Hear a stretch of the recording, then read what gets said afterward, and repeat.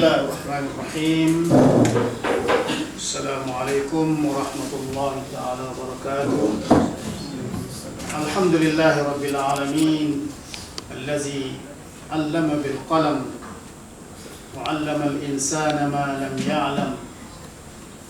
Wassalatu wassalam ala nabiyyina Muhammad sallallahu alaihi wasallam wa ala ashabihi kiram.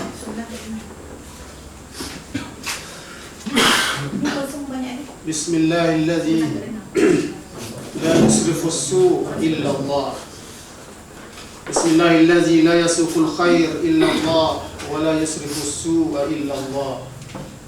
Wa ma kana min ni'matin fa min Allah wa la hawla wa la quwwata illa billah. Allahumma arzuqna fahma nabiyyin wa hifzal mursalin wa ilhamal malaikatil muqarrabin. Walhamdulillahi rabbil alamin. Yang saya muliakan dan dikasihi Directors, Deputy Directors, Head of Division dan saudara-saudari sekalian. Sebentar tadi kita menghayati bacaan yang begitu sedap dan enak sekali. Saya yang gementar di sini tiba-tiba menjadi sejuk kerana lembut bacaan yang sangat-sangat menyentuh. Terima kasih Ustaz Mujahidul Kabir. Di dalam Al-Quran Karim, saya pun tak tahu apabila Mas Sufah, Dr. Mas Sufah menghubungi saya untuk bercakap walaupun tazkirah pendek. Kita bukan biasa bercakap dalam tazkirah yang begini. Jadi saya tak tahu apa yang patut saya cakapkan. Dia ada bagi tentang teks, tentang OKU, tapi kesemuanya sudah pun dibaca orang. Jadi tak tinggal apa pada saya. Tadi saya hanya yang terlintas begitu sajalah. Dalam bacaan ayat tadi teringat pada saya bahawa Al-Quran itu penuh dan syarat dan padat dengan Al-Hikmah. Al-Hikmah ialah kefahaman yang mendalam, ketepatan dalam semua tindakan. Dan di dalam Al-Quran juga menyebabkan kita rasa menghayati kerana pendekatannya ialah dalam bentuk al-hiwar, dalam bentuk dialog. Malah dikatakan oleh ulama bahawa separuh daripada akar kata qala yaqulu kul, termasuk juga hawara yuhawiru, itu adalah dialog yang menyebabkan ada orang buat kesimpulan bahawa Al-Quran itu adalah buku dialog, kitabul hiwar. Dan apabila kita menghayati, memahami dan menghayati dengan sepenuhnya, saya kata Al-Hikmah tadi, maka kita akan terasa hidup dan bersamanya bila kita membaca dalam bentuk yang dialog. Itulah antara mukjizat, aspek mukjizat yang begitu banyak dalam Al-Quran itu sendiri. Itu sebagai laluan saya kepada satu lagi benda yang terlintas pada saya, iaitulah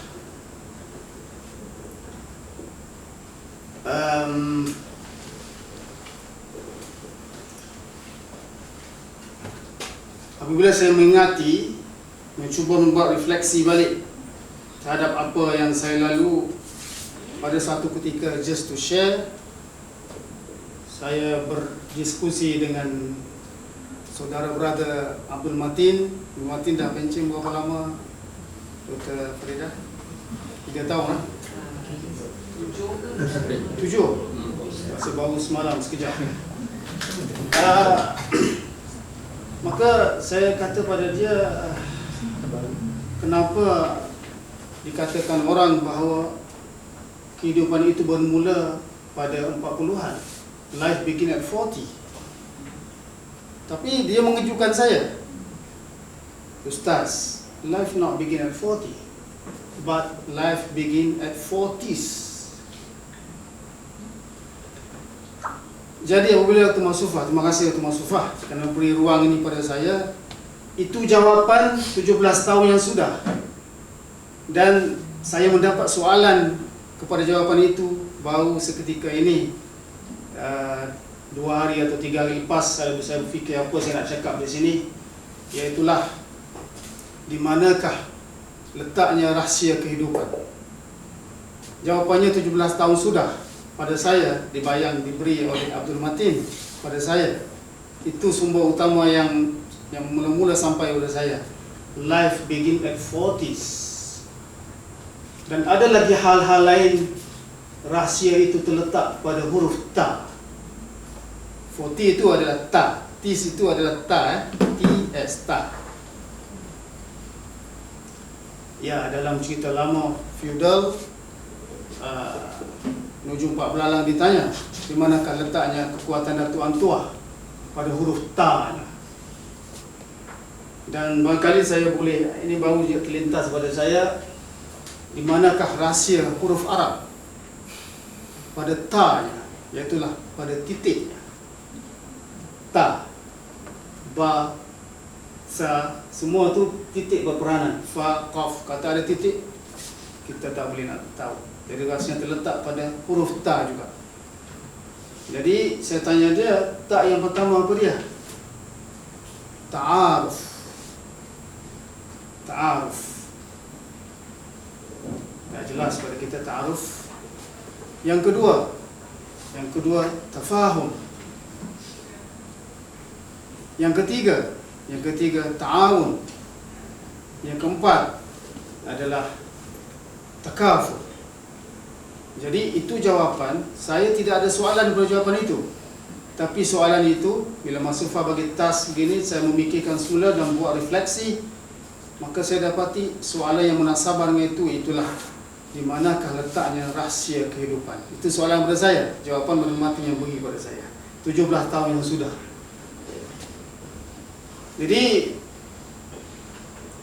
hakikat kehidupan tidak boleh lari daripada 4 ta tadi, 4 tis.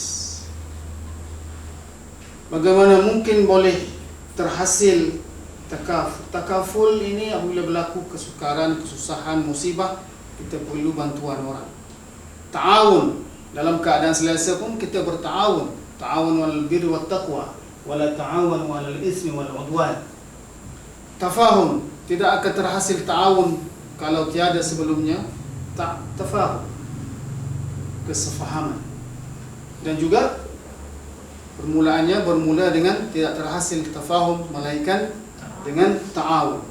Itulah dinamika 4 tis yang merupakan pada saya adalah rahsia berjalannya kehidupan ini atau rosaknya kehidupan ini.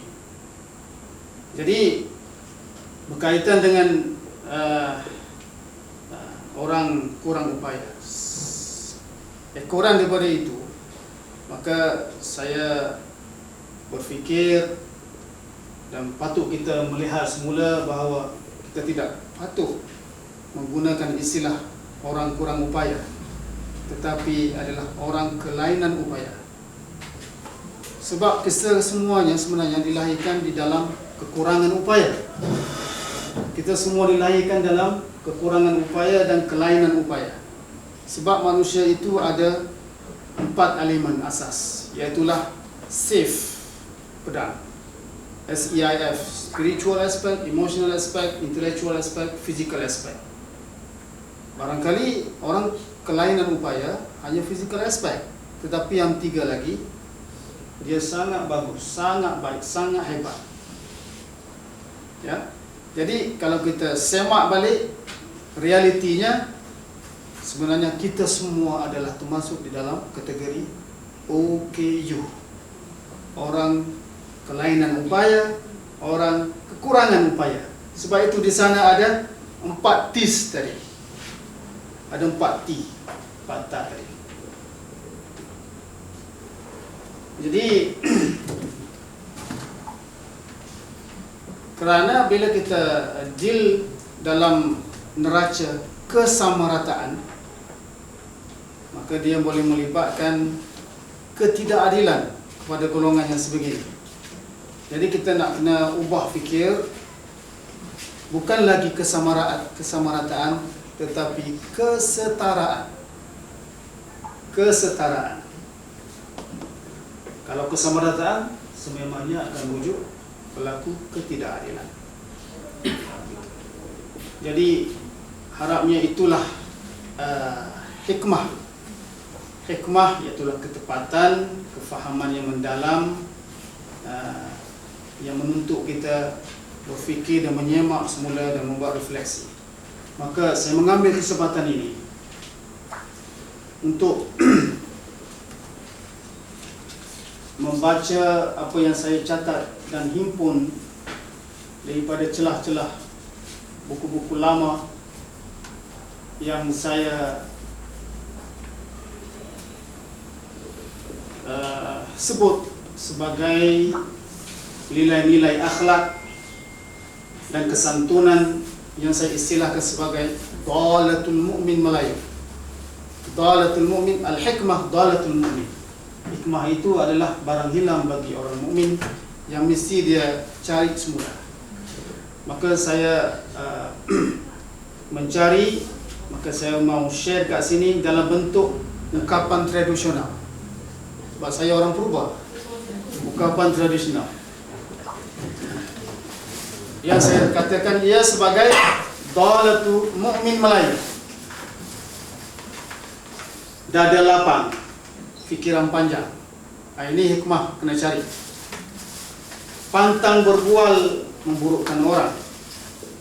Pantang bercakap, lidah bercabang. Pantang menumit dari belakang.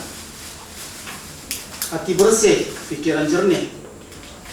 Sayang tidak memilih kasih, marah tidak mencari selisih.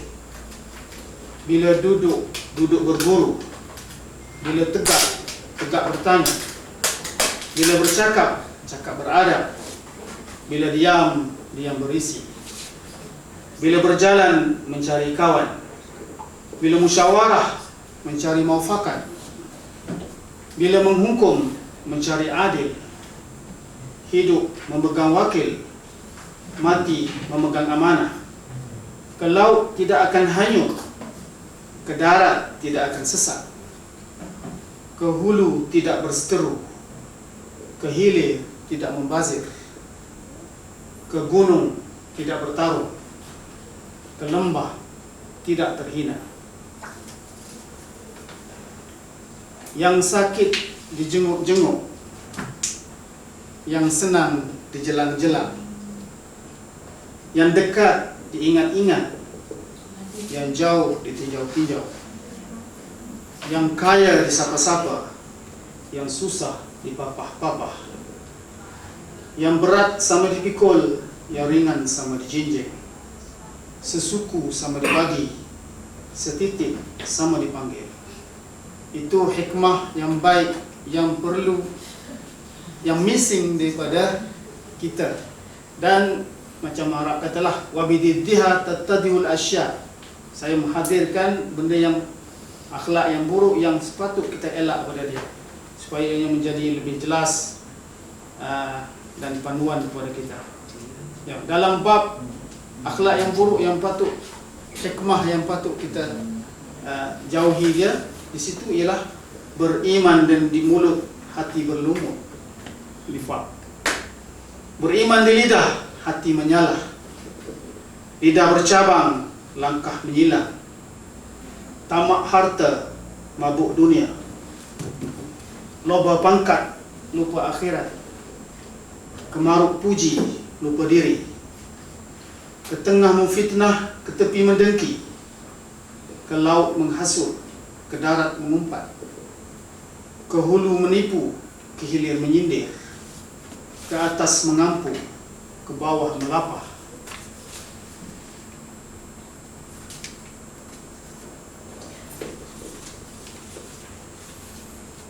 Ke gunung menyombong, ke lurah menyumpah. Berkawan dengan setan, berguru pada nafsu. Beraja pada selera, sahabat pada maksiat. Dalam musyawarah berbantah-bantah, bila berunding tuding menuding. Dalam hala cacat mencacat, sesama keluarga laga melaga. sesama kawan makan memakan, sesama sahabat sebat menyebab, sesama bangsa paksa memaksa. Jadi saya teringat dalam setengah minit lagi, bila kita baca dalam sastra Arab, hal yang sama telah pun berlaku sebelum Islam lagi pun, zaman jahiliah. Apabila kita baca sastra Arab dalam Lamiyatul Arab, orang yang belajar sastra mesti akan jumpa dengan Lamiyatul Arab. Satu orang namanya Syamfara yang telah fed up dan give up dengan masyarakatnya yang tidak ada nilai, tidak ada hikmah di dalamnya. Maka dia membuat keputusan untuk berpisah daripada masyarakatnya dan hidup bersama haiwan yang ganas. Tak tahulah macam mana dia hidup, tapi begitulah dikatakan, aqimu bani ummi sudura matiyikum fa inni ila qaumin siwakum la amyalu faqad hummatil hajat wal layli muqmirun wa shuddat litiyatin mataya wa arqulu wali dunakum sidun wali dunakum ahluna sidun amallasun. Apalah lagi tak ingatlah. Itu sekat terlintas. Jadi aku li qauli hadza wa astaghfirullah li wa lakum. Assalamualaikum warahmatullahi taala wabarakatuh. Barakallahu fikum Ustaz Mujahid. Semua orang dia isi ayat dia. Lepas tu ada sarapan ni, tunggu sekejap saya diambil kat kereta. Ada orang sponsor, so saya ada banyak